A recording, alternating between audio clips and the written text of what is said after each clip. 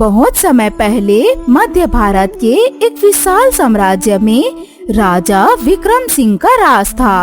वे न्यायप्रिय और पराक्रमी राजा माने जाते थे। प्रजा उन्हें अपने पिता के समान मानती थी। लेकिन राजमहल की ऊंची ऊंची दीवारों और चमकते सोने के सिंहासन के पीछे एक ऐसा रहस्य था जो पूरे साम्राज्य की नींव हिला सकता था। एक दिन सवेरे सवेरे दरबार में सभी मंत्री और दरबारी अपनी जगह पर बैठ चुके हुए थे और राजा विक्रम सिंह भी अपने सिंहासन पर बैठे हुए थे। मंत्रीगण, आज प्रजा की समस्याएं सुनी जाएंगी। देखो कौन कौन आया है दरबार में। तभी पहरेदार एक गरीब किसान को लेकर आए। उसके कपड़े फटे हुए थे और चेहरा थकान से भरा हुआ था। महाराज, हम गरीब किसान पर बड़ी मुसीबत आ गई है। कल रात हमारी फसल अचानक जलकर राख हो गई। हम पर किसी ने जादू टोना किया है। दरबार में खुसुर फुसुर होने लगी। जादू टोना, यह सुनकर सब चौंक उठे। ये असंभव है। हमारे साम्राज्य में कोई भी जादू टोना नहीं कर सकता। परंतु ये आग कैसे लगी, इसकी जांच होगी। मुखिया गुप्तचर, तुम इसकी तह तक जाओ और सच्चाई हमारे सामने लाकर रखो। मुख्य गुप्तचर सूर्यसेन ने झुककर कहा, जैसी आपकी आज्ञा महाराज। रात को सूर्यसेन और उनके सिपाही खेतों की जांच करने पहुँचे। जली हुई फसल से हल्की सी गंध आ रही थी, जैसे किसी ने उसमें तेल डाला हो। सूर्यसेन ने देखा कि खेत की मिट्टी पर एक अजीब सी निशानी बनी है। त्रिकोण के बीच में एक सांप का चित्र। ये कोई सामान्य घटना नहीं है। ये प्रतीक कहीं ये काली शक्ति मंडली का तो नहीं? काली शक्ति मंडली एक गुप्त संगठन था जिसके बारे में कहा जाता था कि वे झूठ और छल से अपना काम निकालते हैं और राजाओं को गिराने की साजिश करते हैं। कोई जानता नहीं था कि उनके सदस्य कौन हैं। अगले दिन दरबार में सूर्यसेन ने सारी बात बताई। महाराज, ये साधारण आग नहीं थी। किसी ने जानबूझकर फसल जलाई है और खेतों पर जो प्रतीक मिला है वो काली शक्ति मंडली का है। तो इसका मतलब हमारी भूमि पर कोई साजिश रच रहा है। दरबार में सन्नाटा छा गया। लोगों की आंखों में डर साफ दिख रहा था। हम डर कर बैठने वालों में से नहीं हैं, पर हमें सावधान रहना होगा।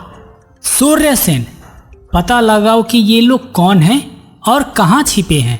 सूर्यसेन ने कई दिन तक गुप्त खोजबीन की। एक रात वे भेष बदलकर नगर के बाहर गए। वहाँ एक पुराने खंडहर में उन्होंने 3 नकाबपोश लोगों को देखा। वे धीमी आवाज में बातें कर रहे थे।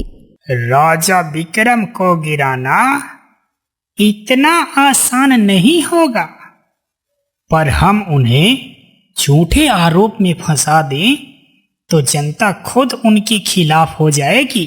सही कहा भाई, हम उनके नाम पर अफवाह फैलाएंगे कि राजा ने ही फसल जलाई है ताकि कर वसूल सके।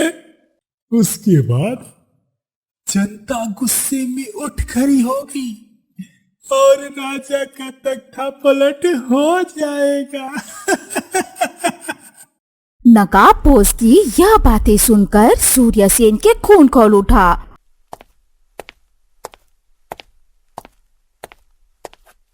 उन्होंने तुरंत यह खबर राजमहल में पहुंचाई।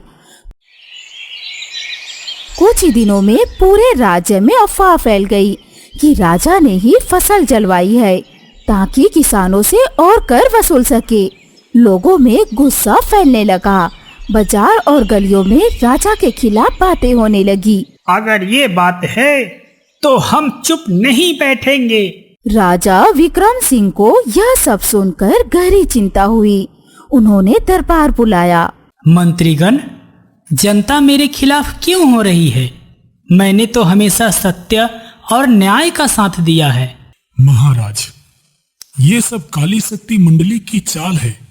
वे चाहते हैं कि प्रजा आपके खिलाफ हो जाए। राजा ने अपने गुरु महर्षि देवांत को बुलवाया।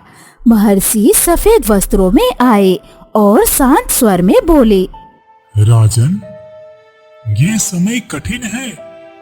झूठ का अंधेरा फैल रहा है, पर याद रखो, सत्य की ढाल सबसे बड़ी शक्ति है।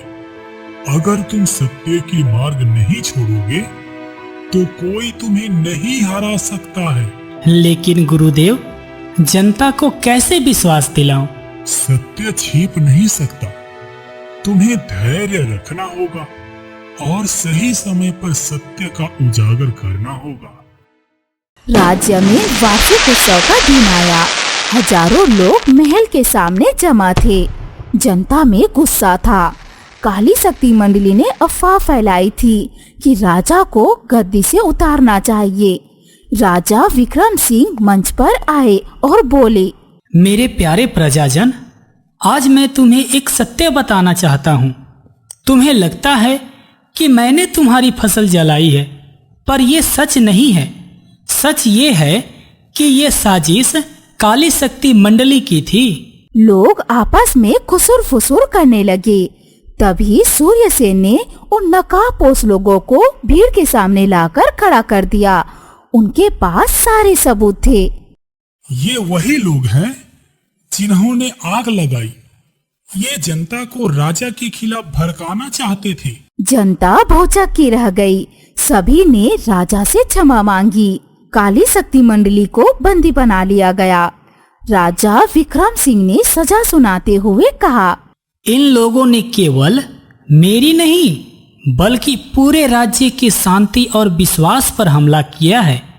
इनकी सजा होगी, पर याद रखो, झूठ चाहे कितना भी ताकतवर क्यों ना हो, सत्य के सामने वो टिक नहीं सकता। भीड़ जोर जोर से राजा की जयकार करने लगी। राज्य में फिर से शांति लौट आई। राजा विक्रम सिंह ने कहा, मेरे प्रिय प्रजाजन, सच्चाई से कभी मत डरो। झूठ और छल का साम्राज्य कितना भी बड़ा क्यों न हो, परंतु अंत में सत्य का ही विजय होता है। सत्य की राह कठिन जरूर होती है, पर वही राह हमें असली जीत दिलाती है।